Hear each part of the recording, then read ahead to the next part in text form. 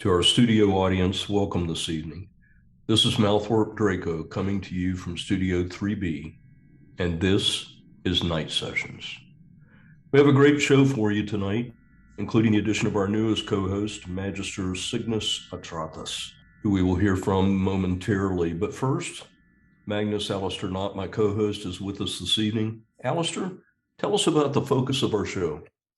Thanks, Malthorpe. This evening, we're going to delve into personal experiences with Satanas, what we refer to as Satanas. Others may refer to him as Satan. And we'll also talk about other deities that we interact with and that serve as evidence to basically reinforce our theism.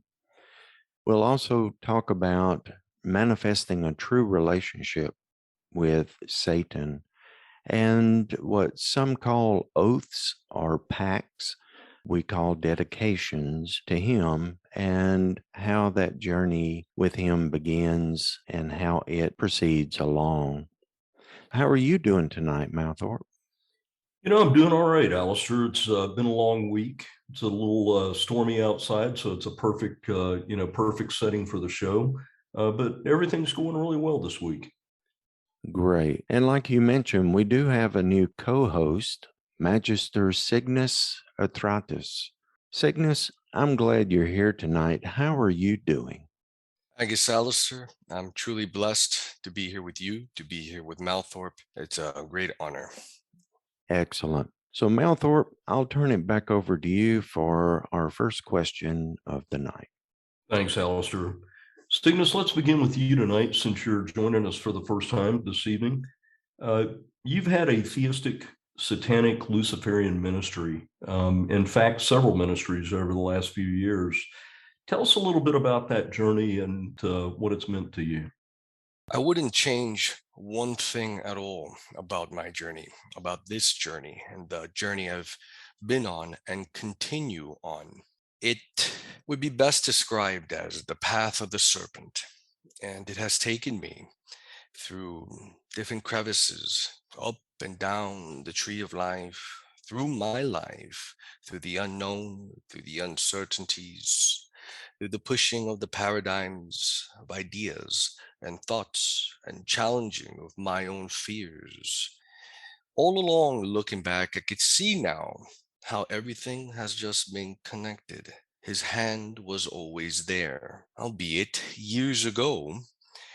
My journey started. Perhaps I was just naturally inclined this way and all the right conditions. Looking back now, I could see that it was meant to be that way, and all serving as catalysts to further push me to go deeper into the void, to self-discover and to discover him. So that has taken many shapes. It has changed. I would say change is the only thing that doesn't change. I continue to evolve. It doesn't remain stagnant. To abhor stasis. It is never constant. It is always fluid like a serpent. And so his presence has been like that for me, like a serpent, ever moving, ever changing, ever shifting. One of the different names I personally enjoy describing or calling Sathanas might be the man of a million faces. And within that, it's very jaw-dropping, awe-inspiring, an incredible encounter, and one of which I encourage the authentic seeker to never give up on, to never give up. I wouldn't say it's so much talent as much as it is just grit and commitment and dedication and hard work, I suppose. So my journey has come to fruition, I would say, most recently with being here today with the both of you and truly honing in what I would like to, I guess one would say, that journey, that personal journey with Sathanas. Although that has taken, though, in the past many manifestations, to answer your question, in the past through different occult orders and initiations, different formation processes, different encounters with pivotal individuals, and yet, so here I am today. I hope that answers your question, Brother Malthorpe. It does. That's really incredibly moving opening statement from you. You know, a lot of folks you see come and go from the ministry, and you see folks that disappear from your life. I know Aleister's experienced that quite a bit, and he's been doing this many more years than I have. But there was a season in which you also departed, and a few folks thought that that was going to be permanent because we've just seen it so many times. Tell us what that was about and what was going on, and then what led you back to the ministry again. Well, I would say that the presence of Satanas in one's life doesn't ever depart. It is always with me or with each one of us. And in this case, to answer your question, like a serpent that hibernates, I think it's important for each person to come to know themselves, when to perhaps take a step back, when to hibernate, maybe to recoil, to go within their own chamber, their own solitary chamber of reflections, the chamber of reflections. I mean, what is time really? And that in itself, and that stillness, in that silence, from unplugging from the social media, from opinions, from people, from even books for that matter, but to sit in the stillness of that darkness. That's what that was. And perhaps like anyone else, I maybe didn't have the answer immediately, but I had faith that the answer would come. And so I sat and I waited and I waited. And then it came like two eyes peering back from the darkness eventually. The true serpent, the great dragon. And then I knew that it was time once again to step out from this cavern, to reach out, perhaps to share with others as we are doing here today. Thanks, Cygnus. You know, it's really great to have you back, and especially on board with night sessions. I know Aleister and I both felt it when you left, and we talked about it quite a bit, and we were both excited when you came back. So, Aleister, let's talk a little bit about one of the subjects that we covered somewhat in the first show on the New Orleans years. Tell us about your favorite personal experience with Satan that reinforced your theism. I guess the first real interaction that I had beyond the veil with a demon, I guess that was probably my watershed moment, my moment of realizing that, hey, this is real. I've been working toward it. I've been working very hard at it. I've been walking the walk, so to speak. And that was probably the most memorable experience that I had. And I actually document that in one of my YouTube videos, Demon Manifestation, the first time. It was something that I was not expecting. I was caught totally off guard. The room just began to fill with cold. It was almost like something out of, I guess, science fiction or something like that. I found myself really being scared about it. And I think that was the first time that I realized I was actually dealing with something that I did not control. I had no control over it whatsoever. He was there, he was beyond the veil. And as he came through the veil in the astral, I knew that I was totally out of my depth. It was something that once you go to that level, you can never go back. I could never be an atheist, never even be another type of theist because of that. It was just like jumping into a deep swimming pool. And once I left the edge, metaphorically speaking, there was no going back. And at one point, I actually questioned my sanity. I thought maybe I had worked so hard at this that it was manifesting in me just going crazy. I mean, maybe my spring was wound too tightly. But once you experience that, you find yourself addicted to that experience. So for me, it was something that I kept going back to that source over and over and over again. And I guess that was probably my favorite experience. Yeah, I think that's very well said. And you covered a little bit of my next question, which was going to be how big of an impact was that single experience on you. But, I felt like what you communicated, all of us have gone through, and that is once you have that experience, you really can't go back, and you do want more of it. You want to understand more. How much of it do you think is about where you're placing your individual trust, but also the sincerity of your heart towards it? How big a deal is that for being able to see that manifested experience? Oh, it's huge. It's a make or break. I mean, people, they will say that they want to experience these things, but they don't want to work toward them. They don't want to invest in themselves. They don't want to do the work that it takes. And even if they do the work, sometimes they really don't believe that there will be results. And what it does is it becomes a self-fulfilling prophecy because they don't experience anything real. But I can tell you, even if I had been an atheist and gone into that experience, there is no way I could have come out the other side and said, that didn't happen. Nothing happened. There's nothing else out there.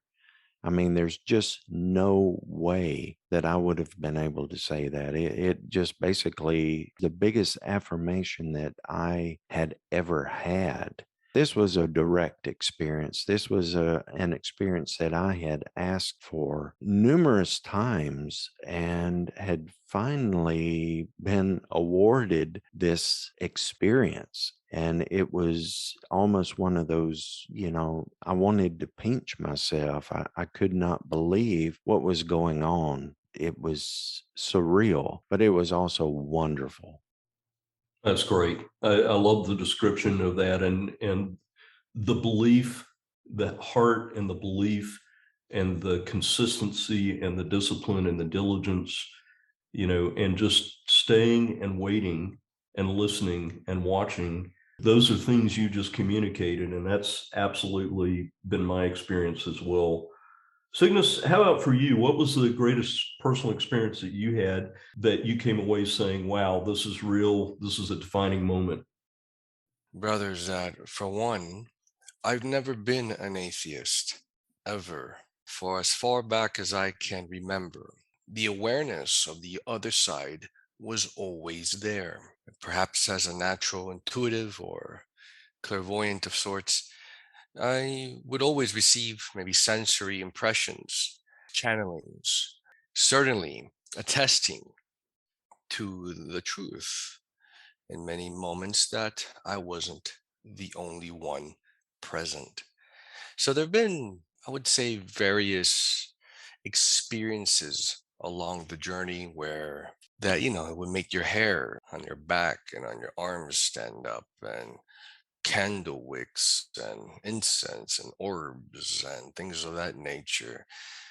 That was at one point was exciting also. Yes, if you if I were to deny that, I would be lying. Yeah, when you're kind of young and eager and you want to just kind of discover more, there's a sense of excitement sometimes with these things at first, or fear, or even adrenaline. And yet there was a couple of times that really something really stood out that just had me stop and say, "Whoa, what was that?" Knowing very, very well what it was. Perhaps a demon of sorts, or even Lucifer, Sathanas. And that was a moment that had me just become very, very still. Imagine as if you're there just doing a prayer of sorts, and you just all of a sudden just stop. You are completely just frozen for a moment, and you're just there in that experience. So looking back, there was a couple of times of of some type of phenomenon, if you will, some type of paranormal event that certainly rocked my world. And I'm grateful for that. It came in a moment that I was yearning for it. I was eager for it. I was hungry for it, maybe even desperate for it. And something occurred. Yeah, I had a similar experience that I'll share. There's a portion of one of Aleister's books that talks about scrying, and the use of a black mirror. And I will tell you, if you've experienced it, you'll know what I'm talking about. If you haven't experienced it, go read Aleister's book. And in fact, I think you did a podcast on it as well, Aleister. But, looking into a black mirror over and over and over again, can become very discouraging when there's no activity and you don't see anything and it's not working for you. But it's that diligence that Aleister talked about. You have to keep doing it. And the first time I had a manifestation in the black mirror, it literally was a moment in which my heart said, oh shit, this stuff is real. And it took me aback initially, but the gnosis came almost instantaneous. I knew exactly what was being communicated. And it was a reassurance, but it was also an understanding that it is real and that it's meaningful. And that was my first experience. I had another experience in a completely, totally black, dark room, seeing instantly a manifestation of a figure that was darker than the dark room. And so much so that I thought I was going to bump into it, and I never felt anything, but I knew that it was real. I experienced it. I walked away understanding exactly, what it was. And, these are things that some people hope for, but they don't spend the time and don't put in the effort to actually see the manifestation. And that's a part of the key. So, Aleister, were there any other main events, such as work with other entities or familiars, that you had that helped you define your ministry? Well, we work, as you know, at Magnum Opus with several different demons. I would say that the scariest to work with every time is Zepar. He's the commander of the 26 legions of demons and very intimidating, very strong-willed, and that always makes for an interesting situation. I think the first time that an acolyte calls upon Zepar, they're in for a wild ride, I guess. As far as working with others, Raum, Kaim, Perkta, Futkel, and Satanas himself. Probably more experiences than I can really remember. But I guess the first time that I worked with Zepar, that was really an experience. Thanks, Aleister. That's a great addition. Cygnus, how about for you? Did you have any other entities or a familiar that was a major part of your growth in Satan? Yes, the angel of death. For me, Samael, for me, really conveys that essence, was a very pivotal and continues to be a very pivotal part of my journey. Also, my demonic familiar, who has a name, although I'll just keep that between me and him. However, certainly Samael, an entity, an energy that I truly, truly have profound respect for, and continues to be a very influential role within my life, and brings out a lot of respect from me in my encounter with him as well, to include Shaitan, the Arabic outsider. Shaitan, that one manifestation of Satanas, in addition to Lucifer, another manifestation, Belial, Asmodeus, Tiamat, Lilitu, Pazuzu, and some others. Certainly, I've worked through a large pantheon of some time. I guess that's the bit of the chaos magician at some point within me. But it's good. It's good to test. It's good to find that path. But certainly, my initial response would be Samael. I have a great, great love and devotion and great respect for him. That's great, Cygnus. Spot on, as always.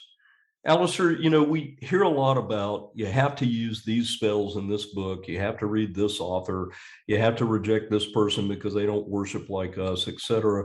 A lot of drama out there.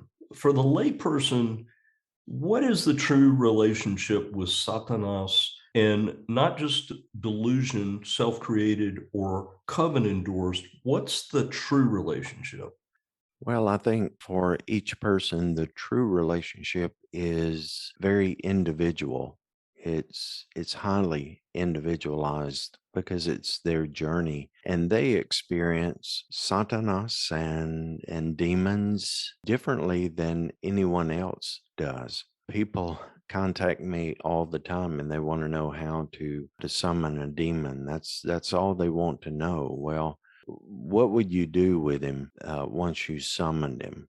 It equates to me like the people at the circus that put their head in the lion's mouth, and the lion bites them one day, and it's something that people want the excitement of it, but they really don't want to do the work. They don't want to invest in the work. But each relationship is individual, and what works for me may not necessarily work for someone else. That's why they're all individual journeys. And that is what I mean when I talk about a solitary journey. It doesn't mean I'm antisocial and can't communicate with anyone else on the left hand path because they don't believe exactly what I believe. What it means is that each person has a solemn individual journey. And it is kind of in itself a lonely journey, that part of it. But we are social animals, and as you were making reference to, taking part in different activities and communing with others that don't believe exactly what I believe or what Magnum Opus believes, that is something totally separate. Each relationship is fluid and they're all individual, just like human relationships are. One thing that people don't realize is they say that they want to worship Satan. And I'm sure they have the best of motives, but Satan doesn't really want your worship. He doesn't crave your attention. He doesn't need your acknowledgement. What he wants is a true relationship, and not from creator to creature, but both equal, and the communication and that relationship is quid pro quo, and it's not something that you have to be afraid that you will offend him. There's certain demons you may, but Satanas, in my experiences, has never been like that. And he also wants you to think for yourself. He leads people to enlightenment. He doesn't hand you enlightenment, but he'll provide the things that you need, the experiences, the interactions. And if you do your part, then you will arrive at enlightenment. I would say that to me is a true relationship with Satanas. Yeah, I think that's really spot on as well. You and Cygnus both said it, and that is this journey that we're on. It is not the same for every person. Some of us are going to go down one trail, others are going to go down another trail. We're going to be faced with challenges, we're going to be faced with experiences. And the gnosis is individually driven and given. This idea that one size can fit all or does fit all, or that someone's journey wasn't traveled appropriately is just, it's just not accurate. Cygnus, what's your perspective here? What's a true walk that establishes a real relationship with Satanas from your perspective? I would say absolutely every path is an individual relationship, an individual journey that ultimately comes to be encountered between the initiate and the darkness itself. And in this conversation, Sathanas. However, I would recommend in my path for the initiate that's beginning their journey to really establish a solid foundation in self-knowledge. Know thyself. This could also incorporate modern concepts of psychology and even medicine. I would say Luciferianism does not put aside science or critical thinking to question, to test, like an occult scientist. Come to know who you are, your mechanism, your thoughts, your feelings. This is an important foundation, because with this, I believe it will prepare you to truly develop the eye of discernment. The eye discernment to really filter, to understand, to hone in truly on what Sathanas is telling you. Not just some delusion or some grandeur or some voice or some thought that just popped in your head from who knows what, but to truly, through the midst of all of that, to know, you will know if you have a solid foundation in thyself, knowing who you are, because I truly believe a big part of the journey is to escape the labyrinth of the mind. And that is a symbol that's been used by many occultists or since ancient times, this idea of a labyrinth. And I, without judgment and truly with my all of my heart and compassion, I can appreciate the path of the serpent. It's not for everyone, and it can certainly have its perils as well. And although well intended, sometimes it takes you into some places. So I believe living a disciplined life is very important when it comes to this path. Know thyself, and once you could come to the cusp, or even break free from this realm of the mind, if you will, then truly perhaps you might have an authentic revelation, an encounter with this great beast. And I would say that he continues, though, nonetheless, all throughout your journey to reveal himself. Not to say that those experiences weren't valid and weren't true, but in my walk, it has just kind of honed in on what started off as maybe water with a little bit of fruit punch, then eventually became just this divine essence.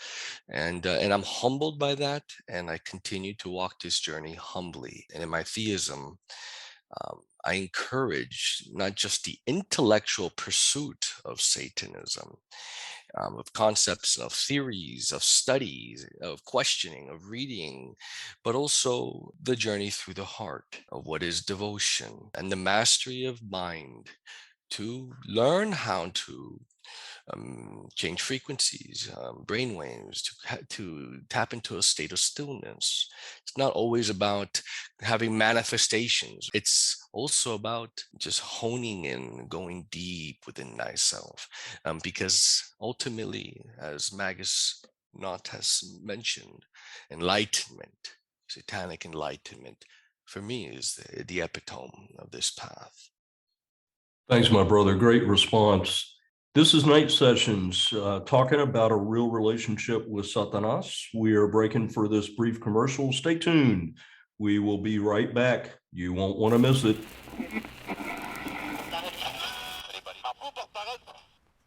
This is Aleister Nacht, inviting you to join me on February 20th at 7 o'clock Eastern Time for a live event. I will be screening the next episode of Exalted and having check-ins with some of my friends on the left-hand path. I hope you'll join me on YouTube February 20th for this live event. Hail Satan!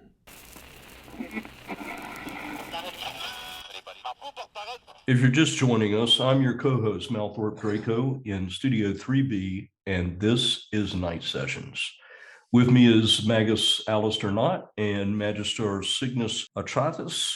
This evening, we are talking about Satanas, understanding a real walk and how that happens. Aleister, you've been doing this a long time, my friend. How hard is this walk? Well, in the beginning, early on, it's like anything else that you change in your life. If you change your sleeping habits or you change your eating habits or what have you, you're going to have to adjust to that. And I think initially it's probably more than a lot of people are willing to go through. And a lot of people fall out of it. You know, they talk a good talk, they buy the books, they get real gung-ho, and then they start the work. You know, it's like losing weight, something like that. You go to the gym. Well, the first few times you go, oh, it's exciting, I'm doing great. a month, 2 months, 6 months, a year down the road, you either love it and you want to go, or you have completely quit. And it's the same way with this journey, at least in my experience. A lot of people come and a lot of people go. One thing about the journey itself is you make a commitment to Satanas. That's what the dedication is a commitment. And when you do that, Satanas doesn't accept excuses. You signed up for this. He didn't recruit you. You signed up for it. You said that you were going to do certain things and that you were going to be strong and move forward and things like that. And so when people really start to run into trouble is when they start to back out of that agreement and when they start to make those excuses. That can really cause some problems in their life because they're kind of in this no man land now. And, you're either all in or you're all out. There's no in between. And if you try to keep one foot in this belief and one foot in the other, you're really going to have to choose. You can't have it both ways, and it's going to be miserable for you until you make that choice, all in or all out. Satan, he will acknowledge your work. He'll bless you for that work. He'll reward you. And those rewards are great. They're better than anything that you could ever do for yourself with your human limitations. But he also knows how to correct those that approach him and their heart is not in the right place. He lets you know that immediately. This is not the forum for dabblers, so to speak. Yeah, so every single magus or teacher that I have had has affirmed that if you're a dabbler, walk on. Head in the other direction, because this is just not for you. And there's significance in that. There is the sense once you come to this, and I've heard this story more than once, of someone who gets into it and then they go and throw all their books away, throw all their altar instruments away, everything that has anything to do with this walk in this life. And then 6 months, sometimes shorter, sometimes longer, they're back at it, buying everything again, because you don't just walk away. Once you've made that commitment and that connection, it's here, it's with you. Cygnus, how about for you? How hard is this walk? Well, Brother Malthorpe, what comes to mind is something what Magus not mentioned earlier, paraphrasing more or less, that this is a path that never really leaves you. It's not something you can walk away from. At a certain point, I believe that is definitely true. And even if the individual on this journey is going through those moments, as you just mentioned, where let's call it a purgation, a shedding of snake skin, and perhaps there's this, they oscillate a little bit. In the end, I believe it's an inevitable that occurs eventually. If you've crossed that threshold already, there's no coming back from. Even if one struggles with that or making sense of it for whatever reason, cognitive dissonance or social pressures, eventually they'll come to terms with it, whether in this life or in the next, hopefully in this life. And maybe, as Magus Not has mentioned, throughout that process, they might face the consequences, or maybe they just might not be happy because they're not living their authentic truth. For whatever reason, they maybe are holding back. But certainly, this path is not a path for the weak. And I don't mean that looking down at those that might feel they're weak, but what I mean, because you could have a person that's disabled and they could truly embrace this path. This is a path for anybody that wants it. And I don't believe Satanas discriminates. If you have the heart and if you yearn for it, go after it. It's yours. Yet there's going to be tests and you have to push through. You can break or you can break through. This is a journey that calls and asks of you to break through. And eventually, if it's in the stars, for you to fulfill this path, then you will. Again, maybe not, if not in this life, then in the next. I do not believe it's something, once you cross that threshold, that you can walk away from. And yet, one of my favorite expressions, as you have alluded to, is dabblers beware, for the path and road to hell is paved on the bones of false bishops and priests. And I can't claim that. That's something that someone else has said, but nonetheless, that's how I see it. So when you knock on that door, are you sure this is what you want? Walk away now or forever hold your peace. Exceptionally well said, Cygnus. Thank you for that. Let's move on to our final question as we wrap up the hour. Cygnus, we're going to begin with you. What is the true significance of what it means to make a pact with Satanas? This is a very interesting question because I have found that there's two concepts for me, basic concepts. For one, there's the obvious pact, or the idea of ceremonially coming before your altar and really laying out the intention, some type of working to truly make a pact, a ceremonial, sentimental, meaningful event involving all the right elements to solidify this sense of commitment, dedication, or devotion. Sure, there's a lot of people also that send these emails or questions, or how do I sell my soul? And I have compassion for these type of questions, although I also sometimes think it's a joke. This idea of selling your soul just so arbitrarily, just yeah, sure, like yeah, what am I, a broker here? But at the same time, there's also another concept, this idea that we indirectly could very well be making pacts all the time. And this can simply be through thought, feeling, actions, behaviors, intention, meaningful actions. Whether it's not in front of an altar, it could very well be in some what seems to be just meaningless moment, but maybe not. I think oftentimes we might fool ourselves. I do enjoy the theatrics, the psychodrama, the idea of a ceremonial setting or something meaningful, rather. It doesn't have to be so dramatized. It could be something even so simple. It doesn't have to be like what you think it is in the movies. It could just be very meaningful for you. And that's where this personal encounter really comes down to, between you and him alone. And you might be surprised.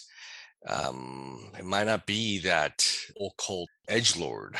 It could very well be the quiet person, the one you least suspect, that's kind, maybe impatient, that you might not even know, that right under your nose has a truly, truly devoted connection and commitment in this pactful relationship with the Infernal Lord. Thanks, Cygnus. Aleister, how about for you? What is the true significance of what it means to make a pact with Satanas? I really like what Cygnus said about the selling the soul. I think that's one of the main things that I'm contacted about as well, wanting to sell the soul for money or talent or what have you. I guess it goes direct to the lack of knowledge by the person that's asking that question. As you know, you both are ordained satanic priests in Magnum Opus. We have our pact giving body, mind, and soul ritual, followed by the invocation of the unholy guardian demon. And those are the instruments, or the mechanical, ritualized expression of what it means for a person to dedicate themselves to Satan. I think even the dedication in a lot of ways is highly individualized and personal to the individual. I know some people, they want to make a direct pact with Satan, a written pact using their own blood. I mean, that's something that they want to do. That's something that makes them feel fulfilled. And I can't say it's wrong if it is right for that person. Again, I think it goes back to the individual and knowing that each person is going to dedicate themselves in different ways, and that is going to take different forms. As Cygnus said, it can be a formal, ritualized expression of the desire, or it can be as something as simple as a soul practitioner just saying, Satan, I dedicate myself to you. And really everything in between on that spectrum. Again, it's not a place for the dabblers that is going to have undesired outcomes. It's something for the person to give true thought and serious thought about before doing it, because you're making an agreement that you're going to commit to doing certain things, and you need to be ready to live up to that. I mean, in our society, people throw around words and promises all the time, and in many cases, they have no desire of keeping those promises. But this is something totally different. When you make this commitment, one way or the other, you're either going to get a desired outcome because you have lived up to that obligation, or you're going to face the consequences of not living up to it. As Cygnus said, dabblers beware. Aleister, you've actually led us to a follow-up question, because I think we can't leave our listeners without saying, what does a pact have to have? What does it have to contain? And is there anything that makes it less effective or not effective at all? Cygnus, let's start with you on that one. Well, first is choice. The choice is always yours to make. The oath is only yours to take. And if you elect to embark upon thy brow marked sigil of the beast, Antichrist priest. For that, I would say the required elements would be in the darkness of the night, in the witching hours, oil of some type, burning candles, perhaps black, and a written ritual, prayer or self-dedication of some sort. Some people would add also incense, as with sandalwood. Some people would maybe prick their finger. Not necessary. Do what thou wilt. Thou shalt be the whole of the law. Love is the law. Love under will. But let love and true devotion be your sincere intention. Do not let the trivialities of the primate desires, these shallow tendencies of the human self kind of guide this, although that's okay. We're all human, but try your best to be as authentic with your intention. This is not a path for dabblers nor children. This is something for mature seekers. And if you truly want to stand different, apart, on the outside, like Shaitan, then stand different, evolved. Be the best version you can be. Aspire to that, become that. Lay your heart out in sincerity on your altar, or metaphorically, before your prayer or devotion. I think these elements are very important, because you can have all the tools, you can have all the cool things, and none of it might not even matter. You might just be parading around in a costume like Halloween, asking for candy, and what's that going to do? So that's my thought on that. Great thought, Cygnus. Aleister, close us out, brother. Yeah, I totally agree with Cygnus. I think that, having certain implements, having the altar arrangement, having the aesthetics that a person wants to have, again, this being highly individualized, what makes that person comfortable and what makes them feel more at ease in doing. I think an important point, as Cygnus illustrated, was you have to have the desire and you have to have the right motive in your heart. That is going to not only make this more effective when you do it, but it is also going to set you on the right course for greater things and wisdom and knowledge as you progress on that path. You're doing it for the right reasons. I think if you don't do it for the right reasons and you don't put thought into it beforehand, again, you're all in or you're all out. You can't do a dedication one week and then decide, I don't believe in Satan next week, or I'm going into something else now. I'm going to dabble in this or dabble in this.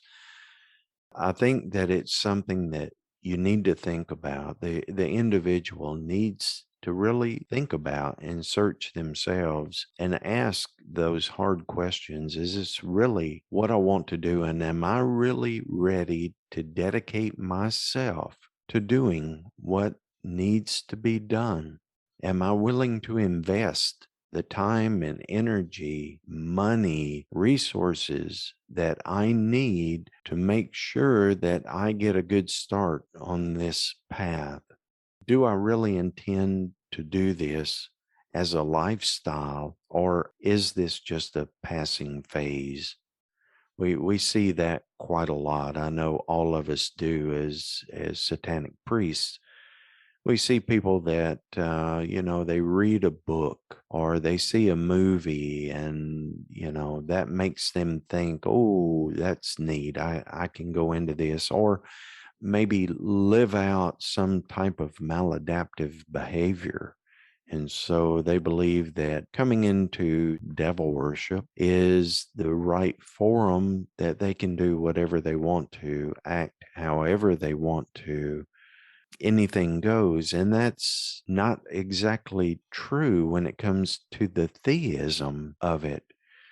We certainly don't knock anyone for their belief on the path, but it has to begin with Satanas. Without him, there's no point in any of this. Well, that's a wrap. Thank you both for being here and for what you do. To our studio audience, this has been Night Sessions. We will be back with you in March. Watch for announcements. Until then, on behalf of my co-host, good night and hail Satan. May these words descend into the lowest depths of hell, O Shaitan. I offer unto thee my sacrifice and devotion. May these libations pour forth throughout the ethers, resting at the feet of my infernal King and Most High. For unto thee will I offer up these incantations and pray. Thy whispers I shall hear before the morning and evening stars, O dark Lord.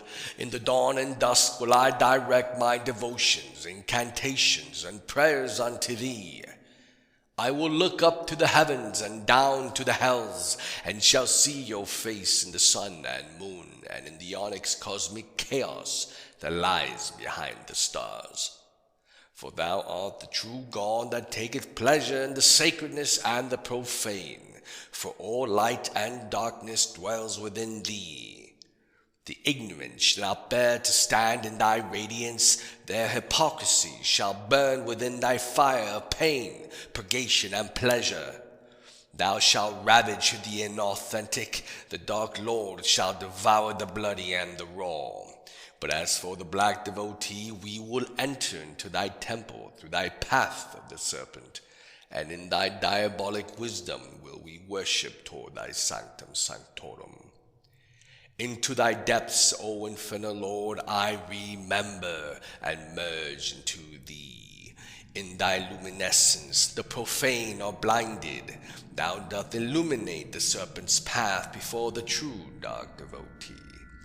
For there is only satanic devotion in the heart of a true black adept, the insides composed of utter chaos, the throat a sacred shofar, and the tongue of a serpent king. Empower all those that put their devotion in thee through the ancient worship of the devil. Let them ever revel, growl, gnash, and howl in ecstasy and bliss, for they love thy abysmal name and find their silent solace in thee. For thou, O infernal Lord, wilt embrace thy chosen, and with devilish power wilt thou prepare the serpent's way into true satanic devotion. Gnosis, alchemy, black magic, apotheosis, enlightenment, and immortality. Selah.